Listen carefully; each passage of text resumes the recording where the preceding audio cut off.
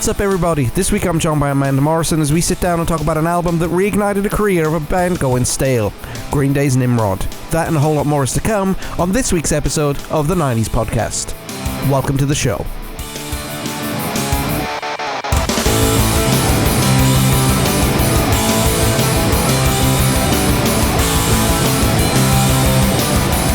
What's going on, everybody? Welcome back to the 90s Podcast right here on the Because of Your Network. Hope you're doing well this week. And this week I'm joined by Amanda Morrison. Amanda, how you doing? Doing well. How are you? I'm doing pretty good. It's nice to have a new voice on here. Gets a little stale sometimes. Well, thanks for having me. Not a problem. Amanda is a big Green Day fan, and she's going to be here to talk about one of their greatest albums. And before we get to that, go check out our archives, becausemaybepodcast.com. That's where you find every episode of every show that we've ever done, ever, across all of our platforms. Go check out Facebook, Instagram, and Twitter for our latest news. And don't forget to check out Apple Podcasts, Google Podcasts, Podchaser, Pandora, YouTube, Spotify, iHeartRadio, Stitcher Radio, TuneIn, Podbean, or Amazon Music. That's where you'll find this very podcast. Of course, if you're not listening to it on one of those, that's where you'll find us if you're a Pandora person. We're over there, okay? So, this week, we're going to be talking about Nimrod by Green Day. What is your opinion of this straight up first away? So, I do really love this. Now, I will admit I'm not as familiar with this. Like, Dookie is like the quintessential Green Day album for me. But, yeah, so. But as far as if I try to just look at Nimrod alone, I do think it is a great album.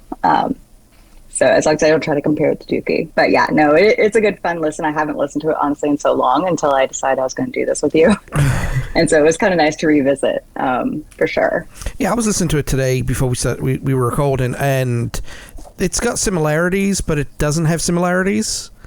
It's, you know, it's a long album, but it's a short album too at the same time.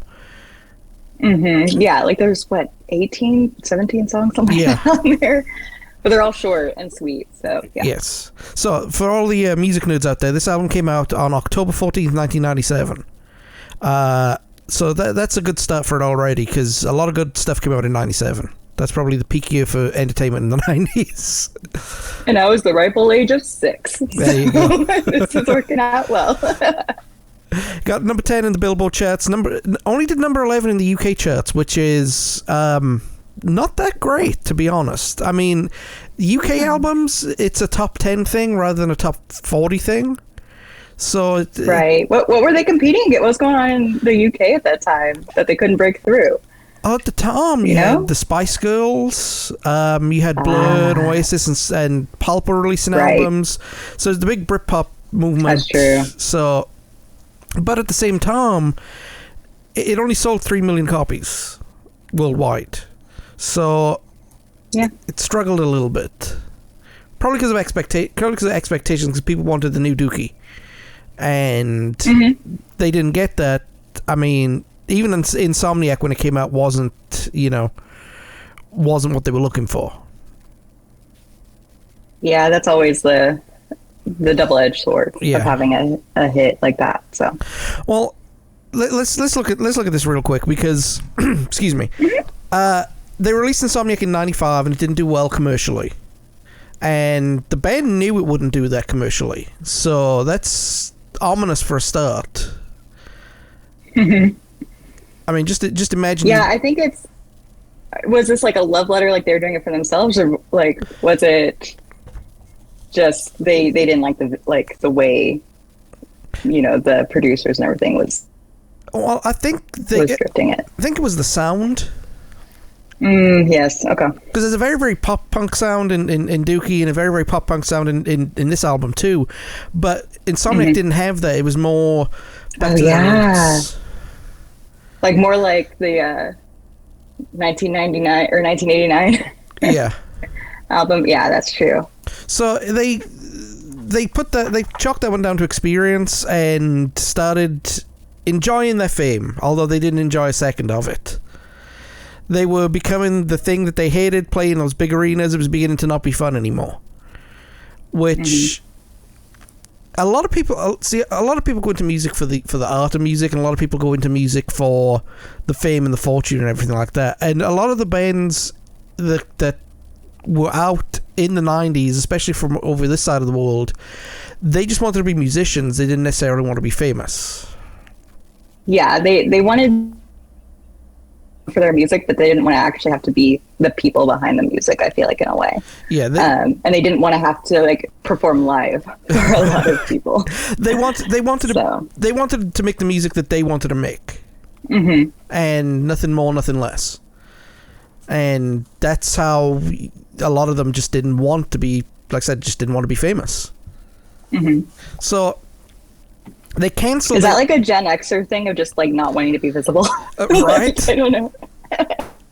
I mean, anyway.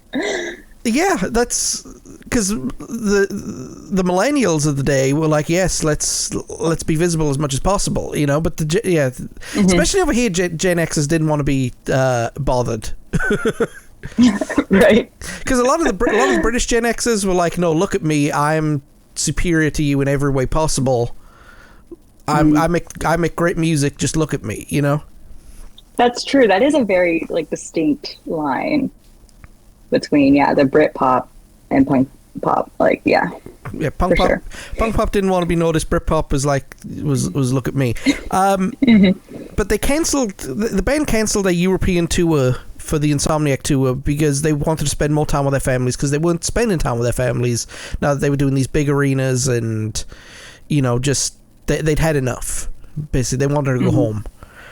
And so they did. They went home and began writing material. And by the time 1997 rolled around, they had at least 12 to 15 songs in their repertoire that they were ready to go.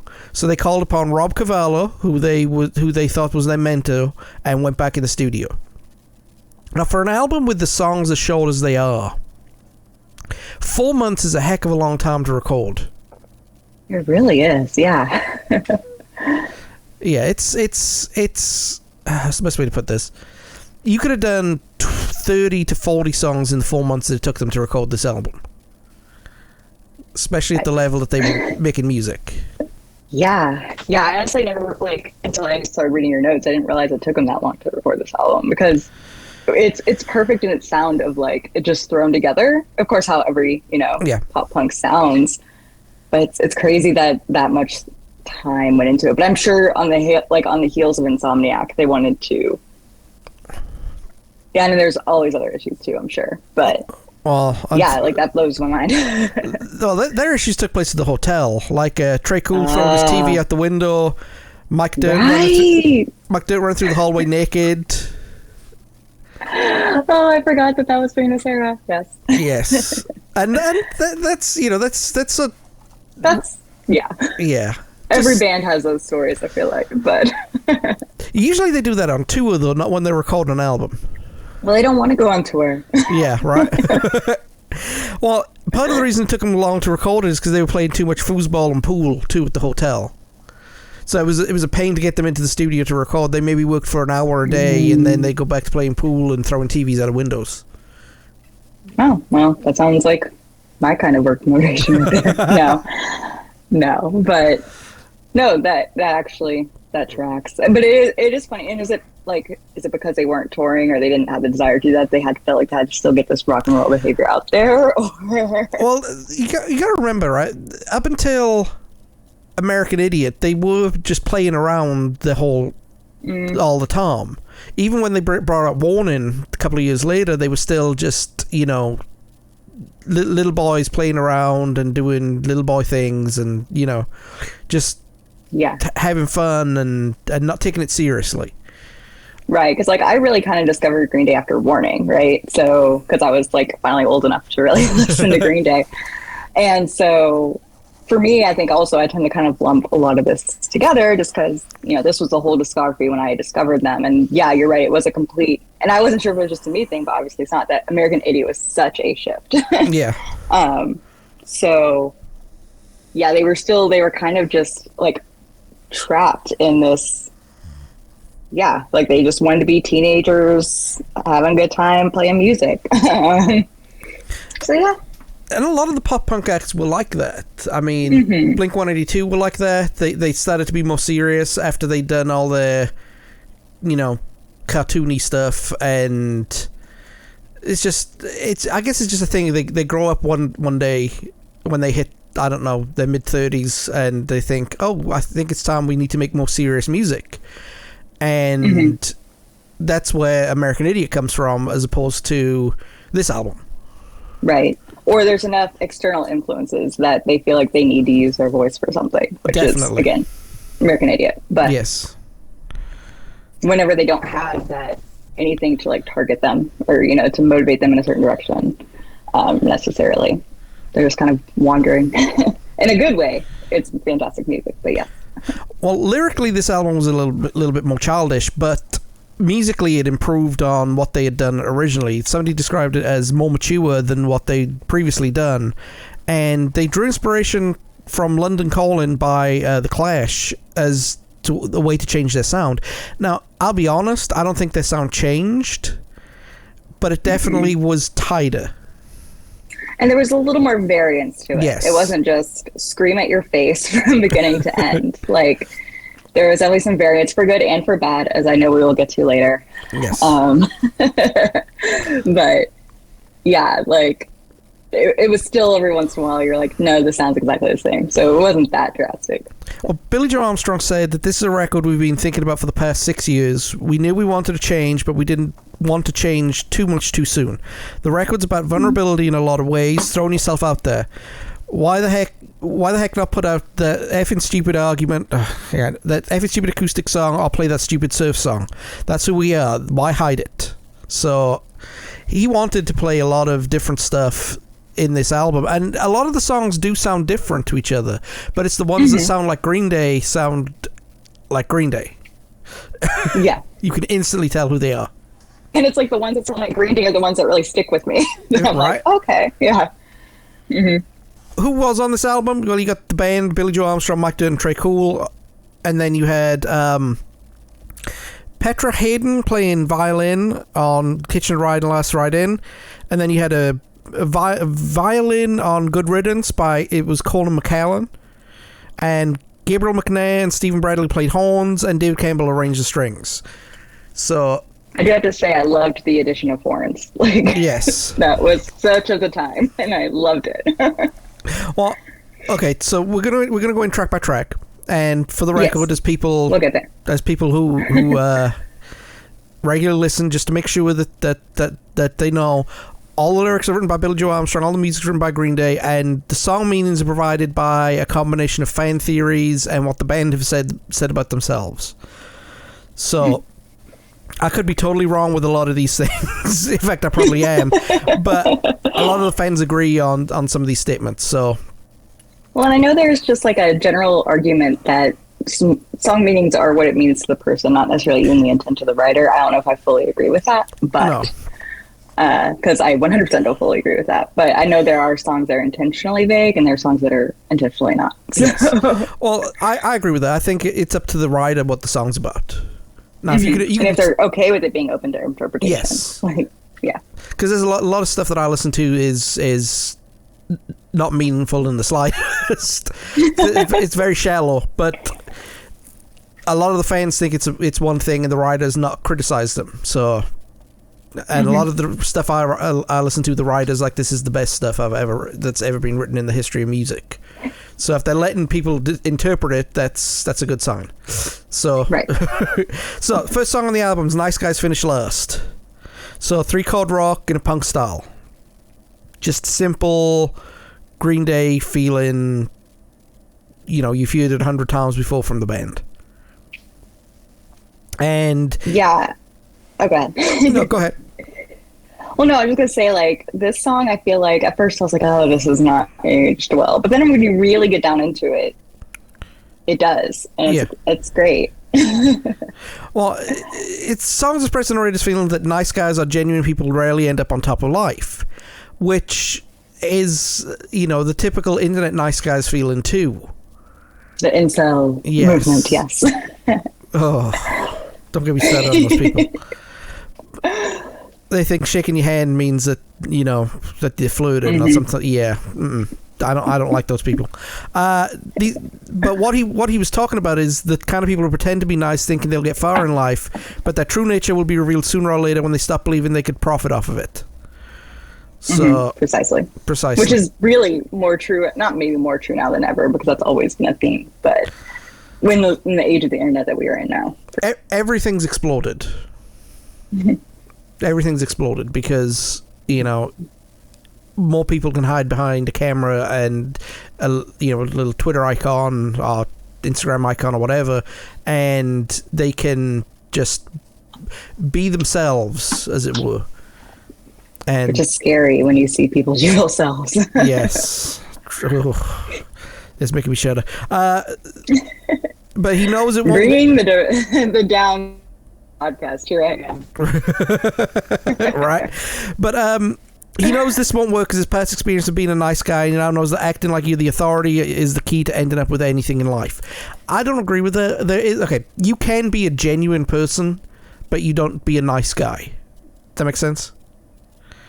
Yeah, I think if you come by being nice honestly, then yes, you can get ahead that way. But I think maybe not authority. I think confidence is more really what it is. Yes. But not grounded confidence. So I want to preface that. Because I agree with you. Like, authority is a little much now. That's the part that doesn't really quite translate as well, I think, now in 2023. But yeah, like, faking nice just doesn't get you anywhere. No. Faking nice is creepy. Don't do it. Just be yourself. You. If you remember one thing listening to this, don't pretend to be nice. Don't pretend to be nice. Be nice, genuinely. Yeah. Be nice genuinely, or just shut up, please. Yes. Amen to that one.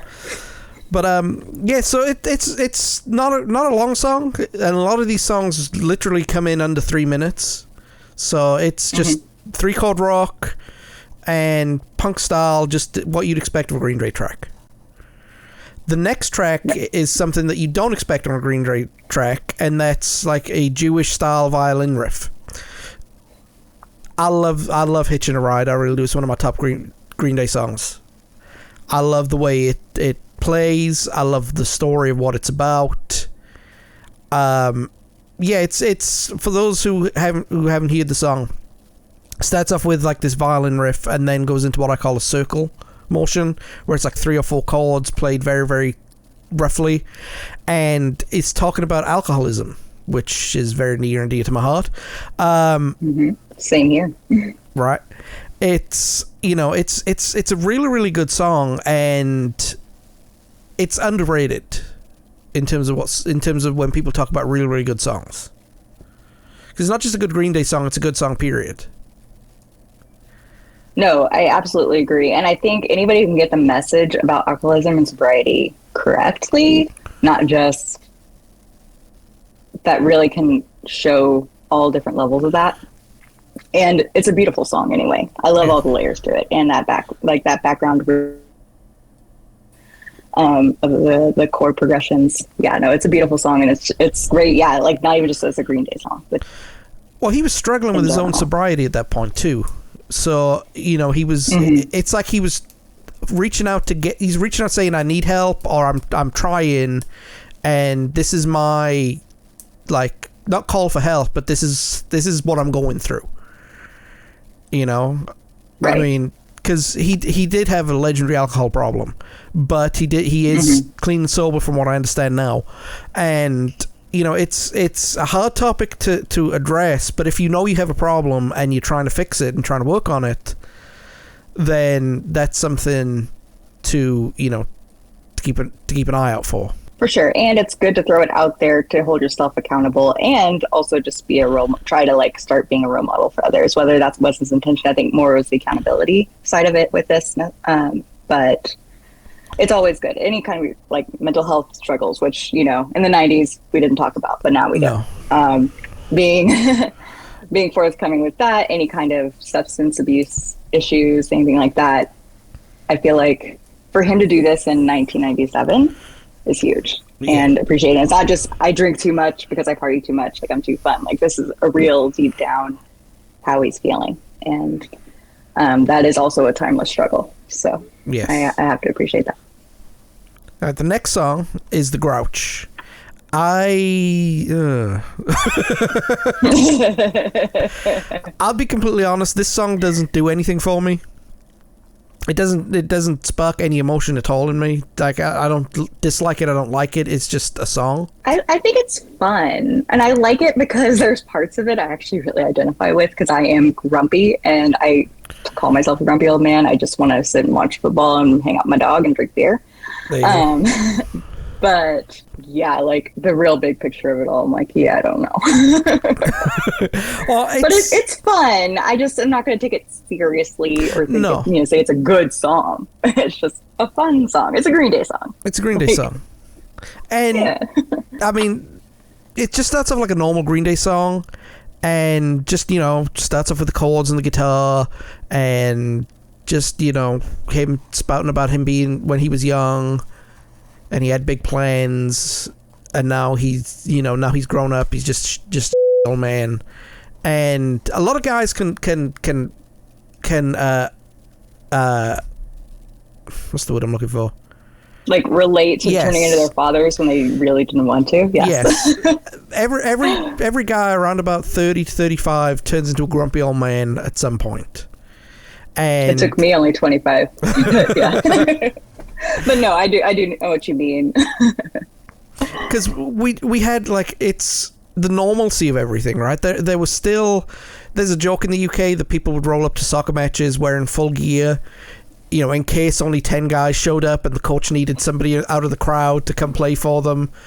And, some people still held on to that in their mid-30s, Not being serious with that, but, like, the attitude of, hey, I can still do this. I can still do what I want to do and be who I want to be, and Tom's on my side. And then when you hit mid-30s, it's like, yeah, I don't have time to do this anymore. You either resign to it or you have a real bad midlife crisis. Yes. And then you resign to it. But right. Yeah. Well, and that's what he's talking about. He's constantly irritated. He's arrogant. The narrator's wasted his life away. Now he's stuck to resort to completely complaining about it. And he's got no will to live. He's got self-hatred. He's incapable of getting it on. He all he does is drink his problems away. Again, back to alcoholism. And he was reflecting him. This is definitely Billy Joe Armstrong being Billy Joe Armstrong. This is who I am. I mean, he's writing what he knows, and you gotta appreciate that. But the good point is, the song expresses the message of not being afraid to face your fears and accomplish what you can while you're young. Because eventually you will end up as a grumpy old man who can't do anything.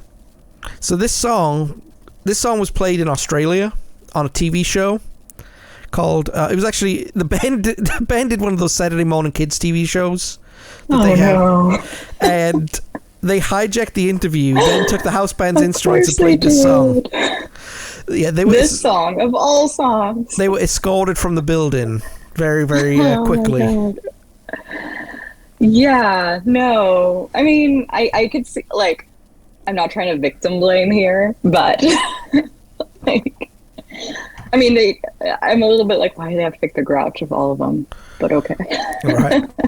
Well, it's again, as we're literally talking about incontinent. Not incontinent, but yeah. Like, just being, oh my God. Anyway. And now we've got cartoon coming up with Bugs Bunny and Daffy Duck. So exactly. Yeah. So it's but that is something they would do. That's the childishness inside them before they grew up. Mm-hmm.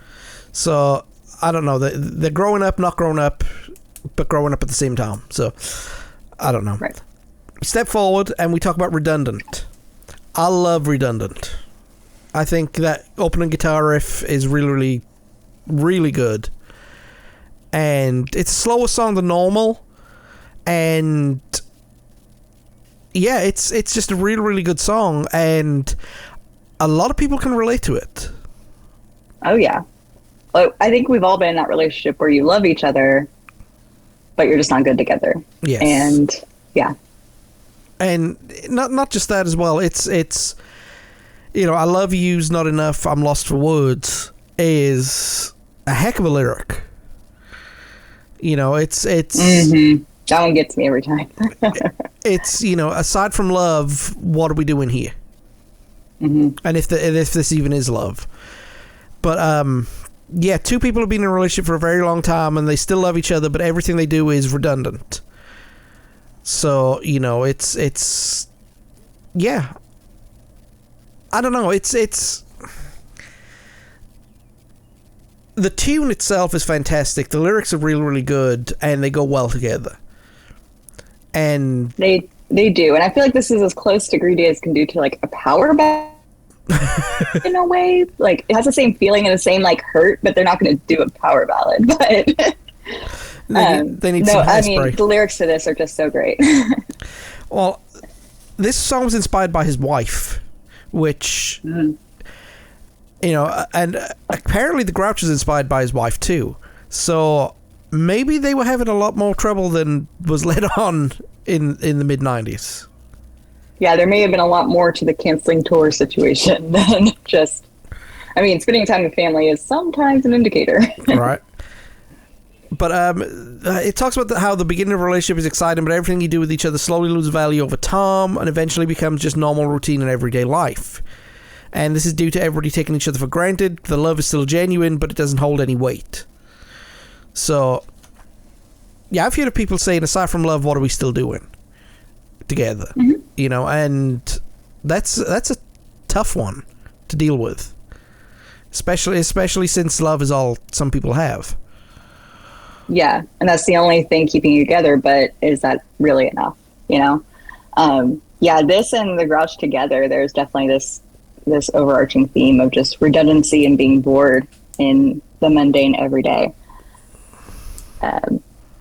And probably part of, or at least trying to explain how that the boredom can lead to, you know, worsening alcoholism, because you see that a lot. Yes.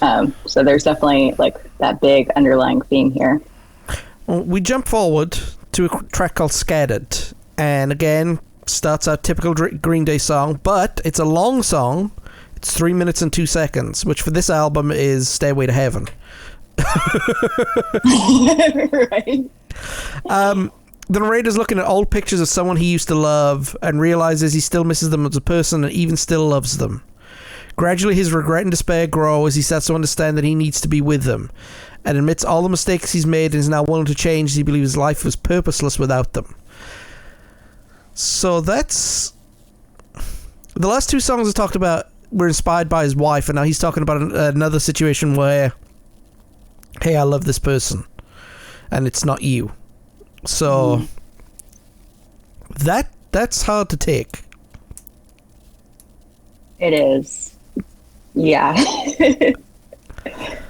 But yeah, that would be a hard one to do. But then again, he's also been hung up on this one girl for several years. His ex-girlfriend who left to join the Peace Corps. He wrote like 5 or 6 songs about her, and even I think he wrote one of them on American Idiot too. The song "What's Her Name." Oh, okay, yeah. So, you know, he's still hung up on the one that got away, so to speak. And again, mental health, man. You gotta heal yourself. You've got to heal. Yeah, no, that is tough. And tough for both parties in that situation. Yeah, because one person might have moved on and the other person might not have. Mm-hmm. And then you're just having, as the new person in their life, you're having to deal with these skeletons and this baggage that, you know, wasn't revealed early on. Yeah, and you've got to live up to something that you're not. Just to even... Not even live up to somebody else, but to the idea of what somebody else would be now. Yes. Yes. You're never going to be able to compete with, like, exes because... you never as far as, like... Oh, go ahead. Nobody's going to be able to compete with the one that got away. Exactly. Yeah, that's a better way to phrase it. But if they got away, they got away. You know, move on. Mm-hmm. It's easier said than done, but you know, I don't know. Yeah. Like they got away. To love somebody who doesn't love you back, you have to. But that's a lot of internal learning how to love yourself. That a lot of people don't do. Going back to Nice Guys again. I know, right? We jump forward to a track called All the Time, which is the shortest song on the album, and once again the narrator's talking about his battle with alcohol addiction, and he's made it his goal to, like a New Year's resolution, to stop drinking, but always gives up and forgets about it. So when he gives up his goal, the main reason is want to take another sip. So he doesn't really want to give it up. He just wants to carry on and say he's doing something, but keeps it going. Yeah, it's definitely knowing what you should and what you want to do. Yeah. And the narrator does feel he'll waste what's left of his life if he doesn't quit drinking, and the chances of drowning are the issue in alcohol too. So he knows what he wants to do, but he can't bring himself to do it. And I think that's the side of alcoholism that's hard for people who don't suffer from it to understand. That your coping mechanism to deal with all these feelings it's a spiral. It's the one as thing, is any kind of addiction. Yeah. It's the one thing you need to get rid of to help you, and it's the only crutch that you have. Mm-hmm. Yeah. So he's pouring a lot of his heart in this album so far. Because so far, right, we've got, his struggles with depression, because it's obvious in the words that he's writing. His anger at becoming stuck in a rut, the loss of a loved one, the one who got away, and he's dealing with it, and taking it out on his now current person, and throwing that in with the splash of alcoholism. Excuse the wording, but he's opened up his heart a lot, which for this kind of scene you don't expect as much. No, you don't, and it's brilliantly covered with the sound of it. That's I think something I've always kind of loved about a lot of Green Day is just, some of my favorite songs are the ones that once you slow it down and you listen to the lyrics, you're like, oh, we're about to get to one. That it sounds so happy. Actually, one of my favorites is not Green Day, it's not 90s, but Hey Ya by Outkast is that way, yes. Where it's like, oh, sorry. No, you Oh, shoot. Like, this is, oh, crap. So, yeah, and I think, the bands that I tend to like the most are the ones that tend to have very happy, upbeat, poppy tunes, and then actually be real deep and real, maybe not depressing necessarily, although these certainly are. But yeah, just have a lot more depth to them. Artists opening up themselves, basically. Mm-hmm. Yeah. Not because of anything more. I always thought that if you write a song, you should put something into it, like make it make sense, make it something towards you. Well, writing what you know. I think in any kind of art or any kind of, for screenplays or songs or any of that, like if you don't have some realism to it, or like pull from your own life, it does have that same feel. Okay, there you go. Anyway, so let's move on to Worry Rock. And we were talking just, what we were just talking about a second ago. This one's a little too happy for the subject matter. Somebody described former President George Bush as having the ability to say something with a smile on his face. And what he was saying was like, hey, a school just caught fire, and he'd have a smile on his face because he couldn't, differentiate between it. This is what that sounds like. We're talking serious about the frustration about causing obvious strain in a relationship, but let's do it in a happy way. Yeah, and it's happy not in that quite that same Green Day feel. Like it's striking. I'm honestly not a huge fan of this one after everything I just said about, like, I don't know, that golden spot for me. Well, it's like redundant, especially an arguing couple questioning whether or not they should still be in this relationship together, and the frustration between them is causing obvious strain, but what's left is their optimism that they believe that breaking up isn't the best way to solve this yet. So, we're in a storm, let's weather it and see where it goes. Yeah, and this is probably my viewpoint on that, where it's just, I've seen too many of my friends be stuck in this, like, if we love each other, we'll work it out, we'll always work through it, and it's like, it's not always the answer. Sometimes you gotta put a pin down on that one and call it good. Yeah. So maybe it's more of the whole theme of the song that I'm just like, no. Well, no, there's a song that I like called "To the End" by Blur, and it's on their album Park Life. And go listen to it if you haven't listened to it before. It talks about the end of a relationship, and they've made it to the end. That's one of the lyrics. It looks like we've made it to the end. And it's kind of it's a release of not arguing with each other, but two people realizing that, oh, this is it. We're at the end point. And I guess what this is the track you would have before that.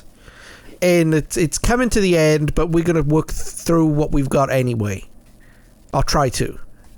Yeah. So that's, I mean, you're right. A bad relationship's a bad relationship, with whatever way you look at it. And it's sad that some people take a long time to figure it out. Well, and I think the hardest part is when it's not a bad relationship, it's just not the right relationship. Yes. You know what I mean? Yeah. That's definitely the hardest situation to be in. And I think that's something that, as the generations go on, settling for not a good relationship or not a great relationship is that's what you're searching for. You're not going to settle. Not that everyone has settled, but it's not just you have to push through. If it's not perfect, you have to push through. Not that any relationship's perfect, but it's recognizing you know what, this is good, it's fun, but are we becoming better people because of it? Anyway, I kind of got on my little soapbox there. Apologies. No, it's fine. It's fine. I like soapboxes. Next track is called Platypus or I Hate You, depending on which way you're looking at it. It's a very, very heavy and quick song that they go through, and it doesn't sound like Green Day at all. It sounds like well, it does sound like Green Day, but it sounds hard. Excuse me. It sounds harder for them than what they usually go in for. The narrator verbally attacks someone after they've had a bad experience in the past, mentioning that they not only hurt them, but they took pleasure in doing that pain to them. Now, this is their response to that pain, letting it backfire onto them and be forever haunted by the fact that everybody now hates them. So, from potty mouth language to death threats, the narrator wishes nothing but the worst to this person. They deserve everything that they get. So, that's mature. Oh, there's this thing that Sarah says is if you wish something bad on someone, you will get it back. You get it back twice in return. Yeah, no, that sounds like Sarah. Yes. Yeah, and I do agree with it. Yeah, because I mean, you don't want to wish bad on anyone to begin with, but if you do wish bad on them, it's going to come back and haunt you. It is, because you're really hurting yourself more than you're ever going to hurt others. Especially if you're just silently wishing it. Yeah. Well, see, that's why I say have the day you deserve. Yeah. Although for self-loathing people like myself. No. Somebody would say that to me, and it's like, oh, I deserve to have a day because I'm just, yeah. That's one of the reasons. I am just chaotic neutral right here. There you go. Some believe this is aimed at Tom Yohannan, the founder of 524 Gillum Street, a famous punk bar in LA, because the band were barred from playing there after signing for a major label. See, they signed for a major label but didn't change their sound. Which good for the major label to not really force that. Yes. But yeah, that's one thing I hate about major labels. They don't know anything other than anything. They think they know. Yeah, it's like if you sign, you like the sound, so you signed it, and then you change it. And then wonder why they're not selling. Or you want to make every single album sound exactly the same. Right. And that also doesn't really work. No. You got to change your sound up, and you've got to let people be who they be. That's one of the things that a lot of the UK bands did. They either went for smaller labels, they'd make less money, but they went for labels that give them creative control. Yeah, no, that makes sense. Yeah. And there's plenty, beyond the record label, there's more lucrative ways to make money that you're not going to be handcuffed. Right. Well, excuse me one second. Well, the amount of swearing in the bridge made sure the lyrics for this song were not printed on the album's lyric sheet. So, for the kids listening, a lyric sheet is what came in the CD or cassette tape that the album came in. And I'm not explaining what a cassette tape or a CD is because you should know what they are. I do. There you go. I wasn't sure you were talking to me. I was like, oh no. Do. But yeah, I think, I mean, it's a good song, but again, it didn't do much for me when I was listening to it earlier in the last couple of days. It's just a song. Mm-hmm. So, the next song is Uptight. And once again, we're going into a depressing narrator, battling both alcoholism and depression, having no hope in him. He believes his life is simply at a dead end. There's little for him to do except drown in apathy and become further a victim of his degrading life. Believing life is no longer worth it, the narrator considers suicide by gunshot his last desperate attempt to escape the hell he calls his life. That's heavy. Yeah. I mean, especially considering there were a lot of music-based suicides in the 90s too. Mm-hmm. You know, I mean, yeah, it's just... The thing I like about it is it steals from Stevie Wonder. I always love when you can catch like almost surprising influence. It shouldn't be surprising, but because it's Stevie Wonder and you know who makes great music and almost nobody could argue with that. But yeah, it's always fun to see those influences creep up. Yeah, and especially so blatantly too, though. I mean, oh yeah, because I'm uptight, right? Yeah. I mean, Stevie's known for his team getting out there. He wanted there was a song that Oasis put out on one of their albums on the first like 100 presses, and they had to pull it, called Step Out. They pulled it out because Stevie Wonder wanted 10% of the album's rights. Not the song's rights, the album's rights. So they pulled the song and hid it away and gave them 10% of the CD it was released on, which was a B-side to another song. I don't know which one it is off the top of my head. But so he wanted 10% of an album that sold 25 million copies. He got 10% of a single that sold 500,000. So there you go. Yeah. I mean, I cannot blame Stevie Wonder in that instance. Stevie's awesome. Next we go to Last Ride In, which is a surf-based instrumental. And it's one of only two instrumental the band would write. And I like this because it like brings the mood down and kind of lets your brain rest for a couple of minutes. You know, there's no talk of suicide and depression and alcoholism. Yeah, like I feel like this album, like the first two songs, I'm like, all right, I'm in, and then it's just 10, like on my brain. Like honestly, a lot of these like middle songs kind of get lost in my head where they get like jumbled. Yes. So yeah, this Last Ride In is a nice reset. Yes, and it is a good reset too. It's I'm not a fan of instrumentals on albums. I don't mind instrumentals to begin with, but it's placed very, very well in the album to make it flow. Mm-hmm. So see, I actually really like instrumentals. I like them especially if it's a long instrumental opening to a song that like is almost pretty much its own song. But the way they placed it here, it does still work out. So there's I like instrumentals. There's a song by Dream Theater that is like 15 minutes long, and you might as well call it two different tracks because the opening is just the song played over and over and over again as an instrumental, and then boom, it's the actual song. Mm-hmm. All right, now the next two tracks we're gonna talk about side by side because, and there's a reason for that. Okay, in American Idiot, the songs Jesus Suburbia and Homecoming were like five tiny songs all mashed together as one big song, and these two are like that. They flow into each other really, really well. You could have had them as one track digitally, and it wouldn't have been any different. So it's Jinx and Hashinka, yes. Hashinka, yes. That's okay. Sorry, I'm horrible at pronouncing words. This brings the pace right back up, and you got the drummer screaming as he counts in the song, and boom, we're up and running again, back to, we've had our drink break and now we're back up to the fast-paced punk stuff. Mm-hmm. The song deals with a supposed cursed narrator who is in misery due to someone who may have been in love with them. Yeah, that's what I said. Song details cursed narrator who is in misery due to someone who may have been... they seem to be in misery that to apologize to that person, who later in the song is shown that their apology is sarcastic and wants that person to go away forever. So it's like, I don't know, a stalker situation. Or maybe the narrator is the one that got away. Mm. That's an interesting spin on it. Yeah. Thank you.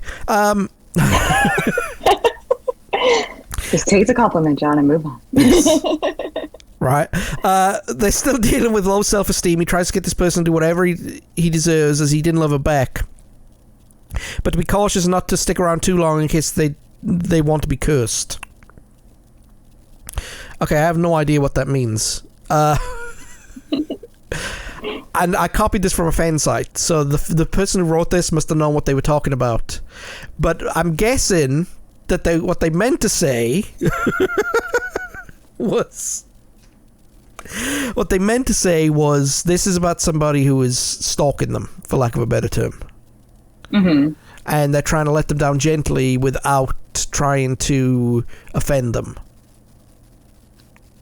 I guess. Or just trying to, say, okay, fine, whatever you want, but let me warn you, I'm cursed. I don't bring good. Right.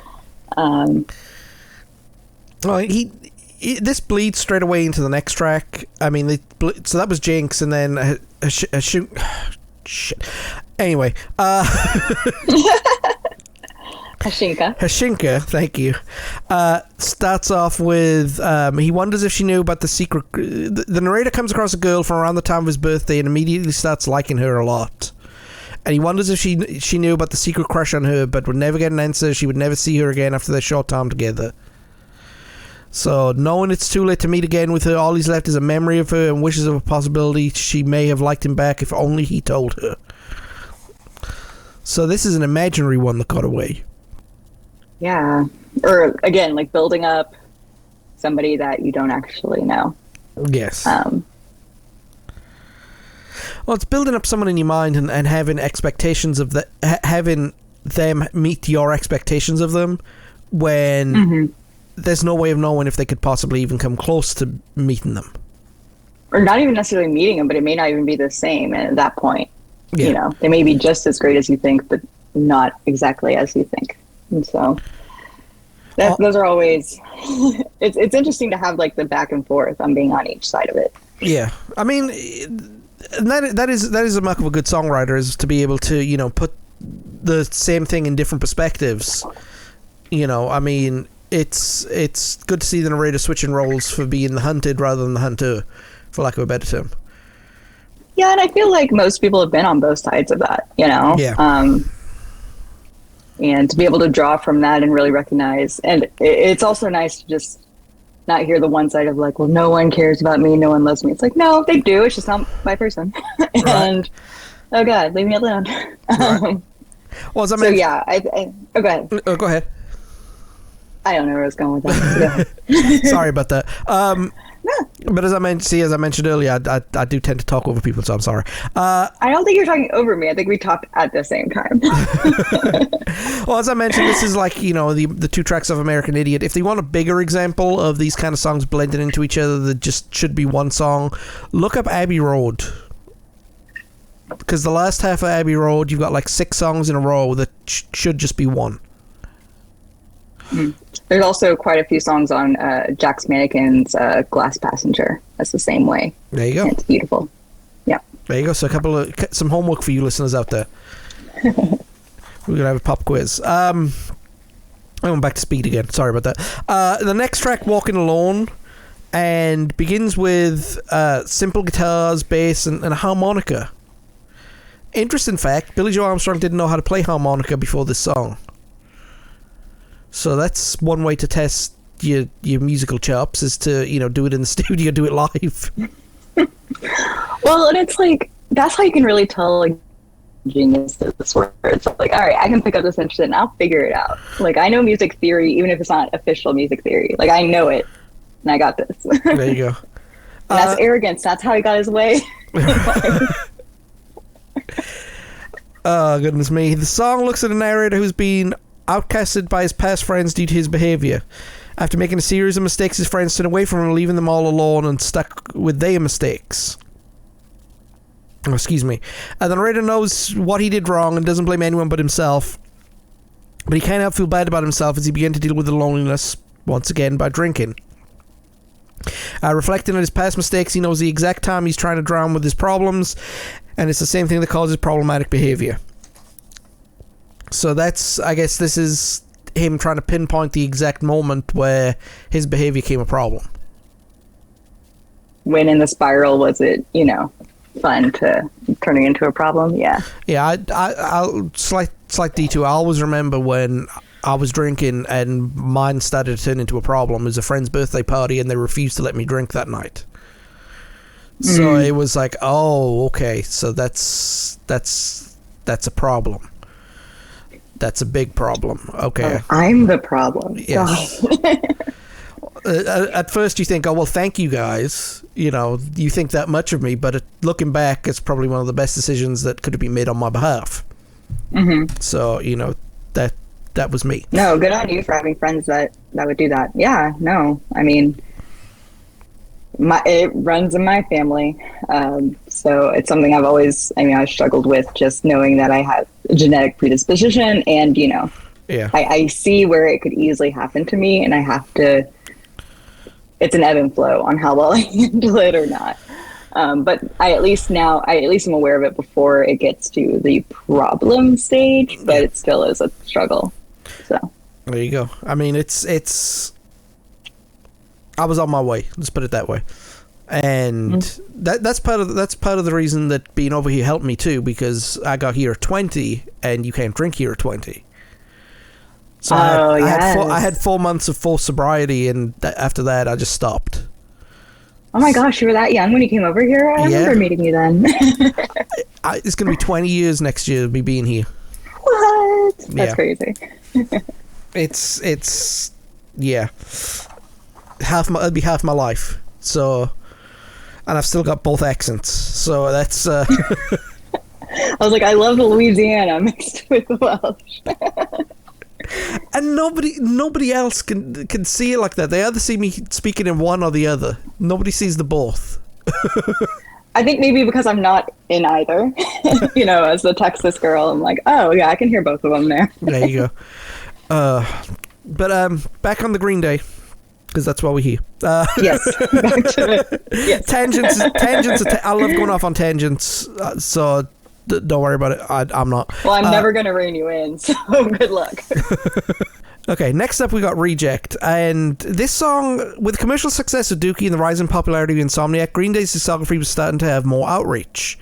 In 1996, an angry mother wrote to Billie Joe Armstrong and the band about the explicit content on their album Insomniac, which was given to her 8-year-old son as a gift from her grandmother. In the letter, the mother calls the tape one of the worst interpretations of an art form and complains about the ideas and influence on the young children, declaring they will no longer be buying any more of their albums. So after getting the letter, Billie Joe Armstrong wrote back saying he wouldn't change and he writes music for himself and is glad to hear they won't be buying any of his records again. So if we don't want you as a fan, go away. I always love it when someone feels like art has to be for everybody or specifically for them. Yes. It's like, no. and the worst thing is you have to change or I won't do this. No, you can't make people change like that. No, not in any form of life, like any aspect of life. Pieces of the letter would become lyrics of the song, such as I do what I want and you do what you're told. So this is Billie Joe's letter back to them. The song meaning is what Billy wrote, saying he doesn't care what people think of him and he'd rather be considered a reject than follow in the footsteps of others. And for a song, it doesn't have a rhyming scheme, which I love. I love when songs don't have a rhyming scheme, because sometimes rhymes feel forced. Mm-hmm. But if you just let it flow naturally, and as long as the melody line is okay. Yeah, like, honestly, if it's done well, I don't even recognize it. Like, I don't even realize there's no rhyming scheme. I'm just like, all right. But I think I also tend to listen to more bands that don't have that, and so maybe that's why my brain doesn't even notice anymore. But well, that's the other thing too. I mean, again, as we mentioned earlier, a good song is a good song, and you don't notice its imperfections. If there are imperfections. Yeah, or what could be perceived as an imperfection, yeah. So, next song is called Take Back, and it's the shortest song on the album, just over a minute, and good lord, I could barely make anything out of this song earlier.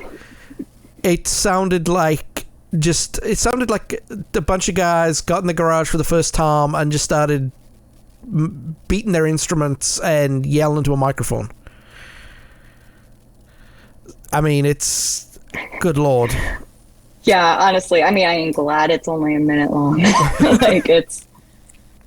Again, I don't dislike listening to it, but do I say it's a good song? Oh. You won't go search... You listen to it if it's on, but you won't go search it off. Search it exactly. out. Exactly. Like, if I'm listening to... It's not like I'm like, skip, but yeah, I'm not really searching for it. Well, apparently... somebody understood it enough to write down a meaning, and the song expresses the narrator's hatred towards someone who believes pushed him too far. He believes the person irritates him too much. He dreams of revenge and is willing to resort to violence if it means he can take back any dignity that he had, no matter what. So I wonder if they got the lyrics off of like what you called it, the lyric sleeve. Lyric sleeve, yes. I mean, this is just reminding me of the days when I used to pull up lyrics online to like figure out what the hell people were talking about sometimes. But yeah. I still do that now, even for songs that I've listened to. See, that's the thing. It's a lot of music. Okay, the music will always stick with me. The lyrics will bounce off my brain. And that's for any song, even for bands that I call my favorite bands. Some of the lyrics, I couldn't tell you what their songs are about. I just know the tune. I can tell you what I sing. Right. Oh, they've been singing it wrong all this time.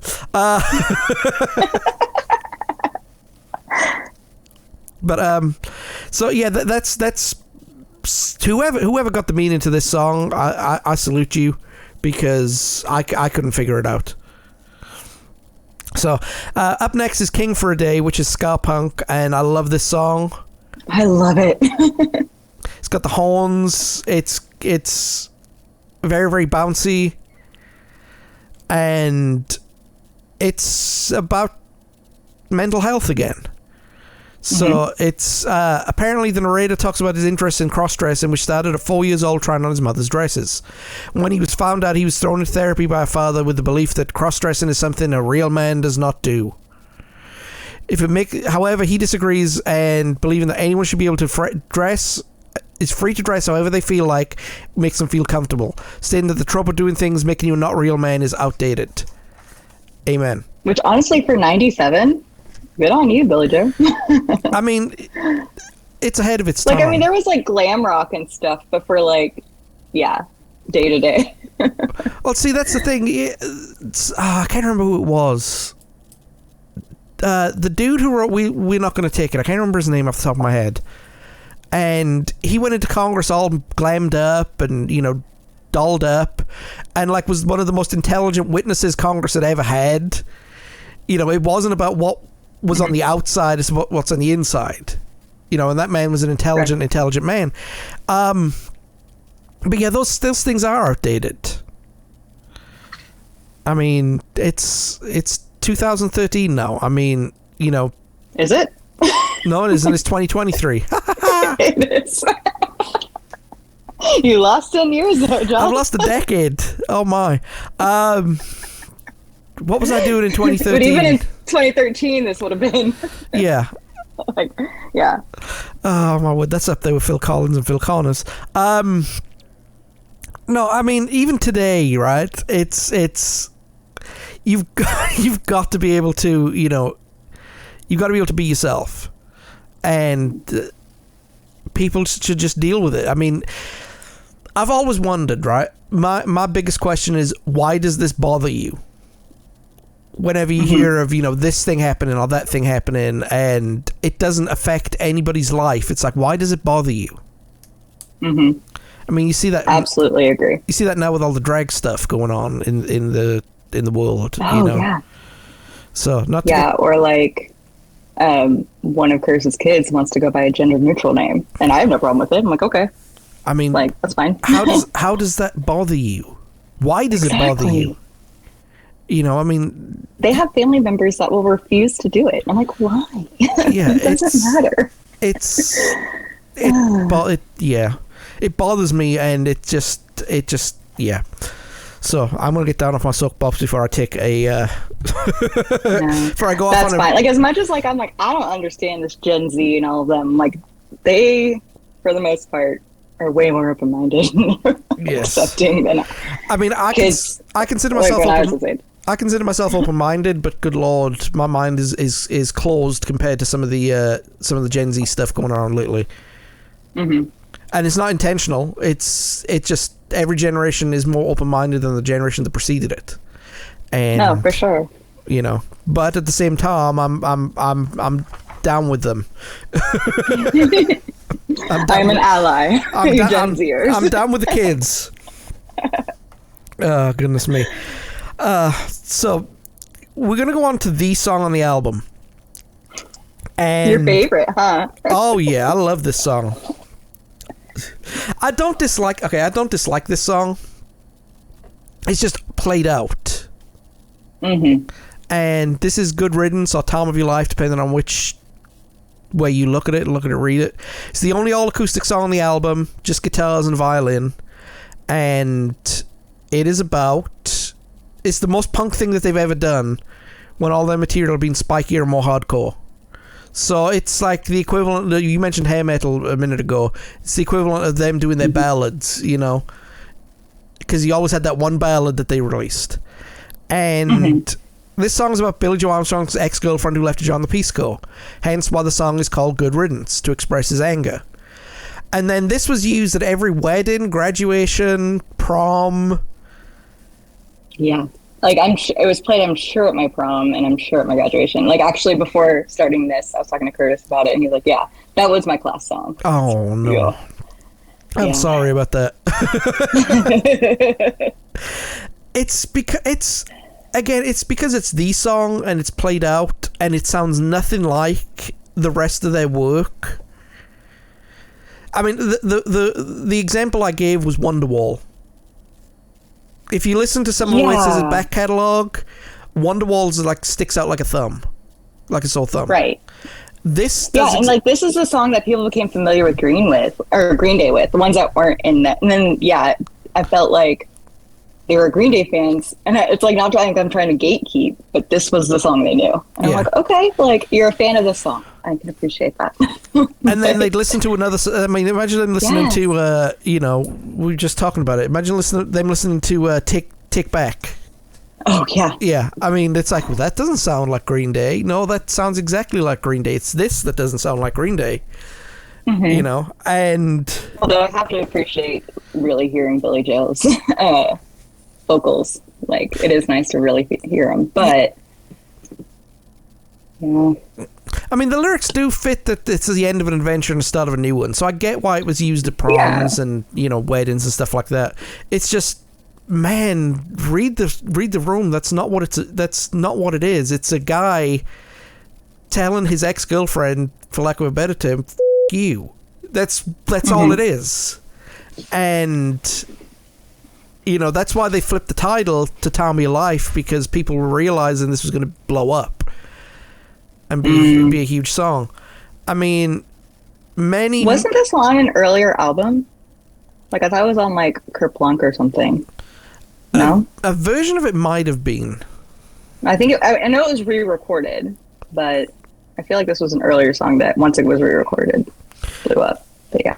I mean, it's okay. It's a good song, right? I'm not gonna crap on it all the time. It's a really, really good song. Just like I don't hate Wonderwall, but I get what you're saying as far as yeah.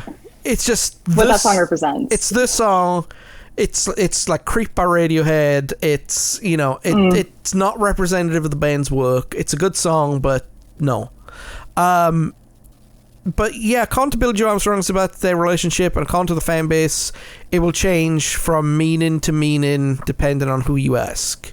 However, in Tamil tradition, I'm going to take what the songwriter said about this one. Mm-hmm. It's a big screw off to his ex-girlfriend. I hope you Yeah, which the whole rest of the album is pointing out how if she had stayed, maybe his whole life would have been different. Like, I never saw it like that until you just said it. That's a damn good point. So I think this has, as far as fit the album, but sound wise it just doesn't, and there's not a good transition. No, it's just like, straight in. So I mean, again, great song, but overplayed and not representative as the band as a whole.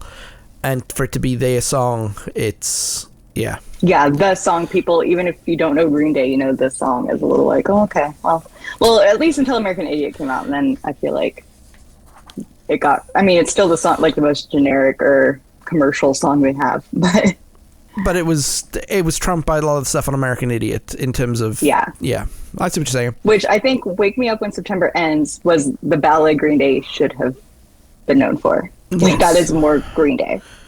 But yeah, and I love that song too. Actually, I love American Idiot. It's a damn good album. It is. It really is. Like, that's one I need to go back to, because I think when I first listened to it, I was so caught off guard because I was just honestly ready or like prepared for more of the same, and you know, it's like that expectation violation. And right. It's like, what is this? And then the more I listen to it, the more I'm like, yeah, okay, I get it. So yeah. Sweet. Anyway. So, the last track on the album is called Prosthetic Head, and it brings the energy back up like a typical Green Day song. So that's the other thing too. Like, I wish they kind of just ended the album with Good Riddance if they were going to put it in there. But anyway, yes, like, it feels weird to suddenly go right back to. A lot of American bands do that, I notice. Like the natural ending point of an album, and then they put one more track in there. One of the biggest examples was R.E.M. They did a song called I'll Take the Rain, and that should have been the end of the album, and then they released a song called Beach Ball straight after it, which is a dreadful song to begin with. But Prosthetic Head brings the energy back up. It's the author has run into a person who obviously over-relies on cosmetics or surgery to look good. Their reconstructed face is described as horrific, and the author is willing to label them like they're an alien. He believes that the effects of surgery are so bad he can't even use various parts of his body anymore, but nonetheless tells the person to shut up. The song delves deeper into what it would took to attempt to make this person good looking when it's all to help mask their low self-esteem issues. The more that is described by the author about the cosmetic subject, the more the author hates them. That's not nice. No, this one doesn't. This one's mean. It is mean-spirited. It's again, this doesn't affect your life. Why do you have a problem with it? Exactly. Like, exactly. Yeah. Yeah, it's just... This was a hit in Germany, surprisingly. Not surprisingly. Really? I'm surprised it was a hit. Not necessarily not necessarily the in Germany part. It's the hit part that surprised me more. No, I actually know a few Germans. I'm sorry, but no, just like as far as the gender roles, a lot of times are different. Yeah, I mean, it's a good way to end the album, but like you said, it should have been. They should have flipped these two tracks around and just ended it on Good Riddance. Because you either got to end on a big note or you end on a emotional note, and I think Prosthetic Head is not a big or emotional note to end an album on. No, or at least move Good Riddance to like right before Last Ride In to like have that wave. But yeah, definitely still not end with Prosthetic Head. It's just not. No. King for a Day would have been an amazing way to end this album, actually. Yeah, like let's go for it, but. Do a little ska punk. Okay, I think this personally is a 7 out of 10 album. Yeah, I would definitely not go higher than 7 just because they've had 10 of 10 up there at least too. But yeah, I would say probably 6.5 for me. Okay, I mean it's a good album and it shows the maturity of their sound, what they wrote about, and it does do a lot of alcoholism and depression and them holding their hands up and saying this is who I am and I need help, or I'm working on it, or give me time, to do it. To get over it, I should say, not to do it. Because, like we mentioned, Good Riddance being thorn in my side because I'm not. It's a good song, but the band have released better, and the sound is not the sound, and it shouldn't be the song. The length of all the songs make the whole 18 tracks manageable. Had they been normal length songs, this would have been a slog to get through. But you can get through it in an hour without any issues. Yeah, that's like the perfect length for an album to me. It's right around an hour 15. Yeah. So that is Green Day. That is, I've forgotten the name of the album, Nimrod. It's one of those days today. Yeah. So, that's all right. I do have to say, like, we were kind of talking about where they were when they recorded this, and I got to see them live it was probably the year 2013 this year that I saw them live. But it's funny how they grew into that fame over time. And I think American Idiot, being able to be themselves and really hit commercial success, helped them do that. But it was one of the greatest shows I've seen. Just the confidence, the fact they've been doing it for so long. But Nimrod, I think it's better than I remember. To me, it was just kind of like the little brother to Dookie. I was like, all right. But there's variants here, and it's the songs that, it's weird. Like, we both were like, well, we want things to sound like Green Day, but then it's the songs that don't sound like Green Day that really. Yeah, that's an excellent point. I mean, it's not necessarily the songs that sound like Green Day. It's the fact that they tried to make something new, and they did end up with a lot of Green Day tracks. Because there's still comfort in that, and there's still a little bit of, and kind of like, I forgot which one of them said it, but they didn't want to change too much too soon. And so that's one of their songs. But no, I get what you're saying. It's yeah. It's they wanted to change, but they wanted to still do what was comfortable to them. And I think, musically they didn't change that much, but lyrically they did. Yes, you do start seeing beyond just this, like a lot of what pop punk was at the time. Like, it's definitely not superficial lyrically, and then this is definitely paving the way for the later albums. Yes. For the music to kind of catch up to the lyrics themselves. There you go. And they did catch up with them on Warning, and they overtook them on American Idiot. So, for sure. For sure. All right. I think we're going to leave it there. Amanda, thank you very much for coming on. I appreciate it. I'm going to be back here. Thanks again for having me. Not a problem. You have an open invitation. There is a couple of things I need to announce, so I'll do that here in a couple of minutes, and I will talk to you guys soon.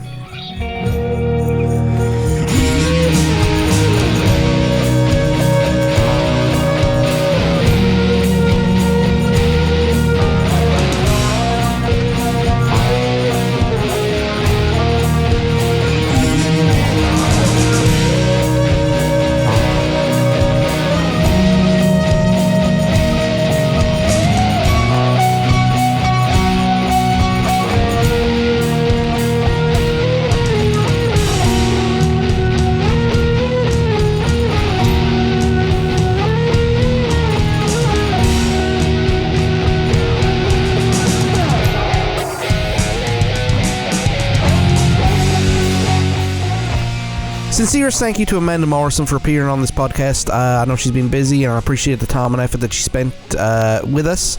She has an open invitation to appear on the podcast anytime she wants to when we have a subject that suits her. And anybody who wants to be on the podcast, by the way, email becausemaybepodcast@gmail.com. I'll try and accommodate you as best I can. See what we can do. All you need is an internet connection and the ability to talk and a microphone. So I know these are simple requests: the ability to talk and the ability to zoom in. And I say zoom generically, and I'll explain to you if you want to be on here. Amanda has an open invitation, like I said, and like I said, anybody who wants to come on here, just shoot me an email and let me know. becausemaybepodcast@gmail.com, and I will do my best to accommodate you. Okay. Over on our YouTube and Twitch channels, go to twitch.tv/adeadstreamer. That's where you'll find our streaming service. That's where you'll find everything that I do streaming, and we've been streaming Paper Mario the Thousand Year Door. Now, Twitch doesn't keep the videos for more than a week, so what I've been doing is I've been uploading them to YouTube. See? Smart person.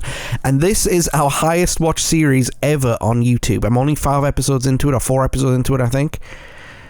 As of time of recording, I'm thinking off the top of my head. Yeah, it's 4 episodes in at the time of recording, and it's already been our biggest series to date, beating out the Adventures of Edit Man that we did with the WWE SmackDown 2. So I appreciate everybody who's taking their time out to watch it. I thank you for your time. These are 2-hour videos, so you guys are sitting down and getting some premium content. Let me tell you. Spells of 20 minutes of me going, yeah, that's a good one. But no, seriously, all joking aside, thank you everybody who's taking the time to watch it. Go check out our YouTube channel. The link is in our description, in our link tree. And yeah, that's where you'll find a whole bunch of stuff. We got the 90s Gamer on there. We've got clips of the 90s podcast. And we upload each and every single podcast 1 week after it's released on our feed. So that if you have time to watch on YouTube and so on and so forth, okay? And that is it for this season.